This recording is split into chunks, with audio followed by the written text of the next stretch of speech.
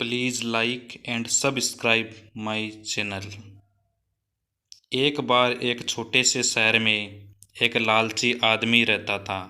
वह बहुत ही धनी था, लेकिन इसके बावजूद भी उसके लालच का कोई अंत नहीं था। उसे सोना और कीमती वस्तुएं काफ़ी प्रिय थी, लेकिन एक बात ज़रूर थी कि वह अपनी बेटी को किसी भी चीज़ से ज़्यादा प्यार करता था। एक दिन उसे एक परी दिखाई दी। जब वो उसके पास आया तो उसने देखा कि पेड़ की कुछ शाखाओं में परी के बाल फंस गए थे। उसने उसकी मदद की और परी उन शाखाओं से आज़ाद हो गई। लेकिन जैसे जैसे उसका लालच हावी हुआ, उसने महसूस किया कि उसके पास इस मदद के बदले में एक इच्छा मांगकर वो आसानी से अमीर बन सकता है। यह सुनकर परी ने उसे इच्छा की पूर्ति करने का मौका भी दिया।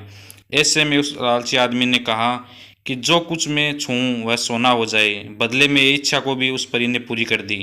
जब उसकी इच्छा पूर्ण हो गई तब वो लालची आदमी अपनी पत्नी और बेटी को अपनी इच्छा के बारे में बताने के लिए घर भागा।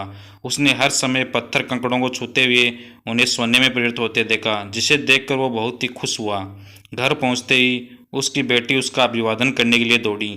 जैसे ही वह उसे अपनी बाहों में लेने के लिए नीचे झुका, वह एक सोने की मूर्ति में बदल गई। ये पूरी घटना अपने सामने देखते ही उसने अपनी गलती का एहसास हुआ। वो काफ़ी ज़ोर से रोने लगा, अपनी बेटी को वापस लाने की कोशिश करने लगा। उसने परी को खोजने की काफ़ी कोशिश की, लेकिन वो उसे कभी नहीं मिली।